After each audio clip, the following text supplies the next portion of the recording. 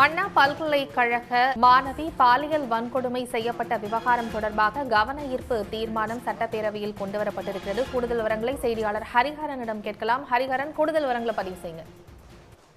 அண்ணா பல்கலைக்கழக விவகார குறித்து கவன ஈர்ப்பு தீர்மானம் சட்டப்பேரவையில கொண்டு வரப்பட்டிருக்கு.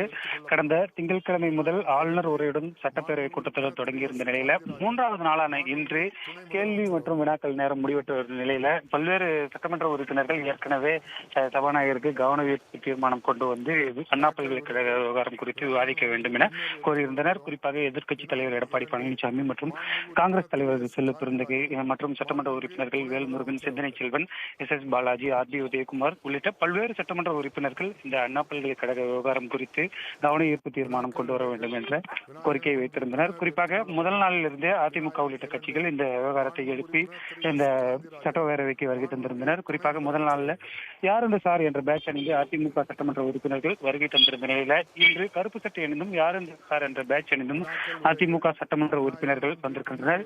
தற்பொழுது இந்த உறுப்பினர்கள் இந்த கவன ஈர்ப்பு தீர்மானத்தில் உரையாற்றி வருகின்றனர். அண்ணா பல்கலைக்கழகத்தை கொண்டு வந்து அந்த பிரச்சனை குறித்து உறுப்பினர்கள் பேசி வருகின்றனர். அதனைத் தொடர்ந்து எதிர்க்கட்சி தலைவரும் இந்த கவன ஈர்ப்பு தீர்மானத்தில் உரையாற்றுவார்.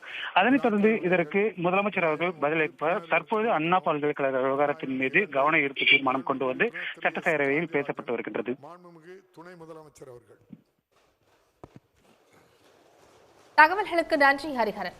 உடனுக்குடன் செய்திகளை தெரிந்து கொள்ள சன் நியூஸ் பெல் ஐகானை கிளிக் பண்ணுங்க.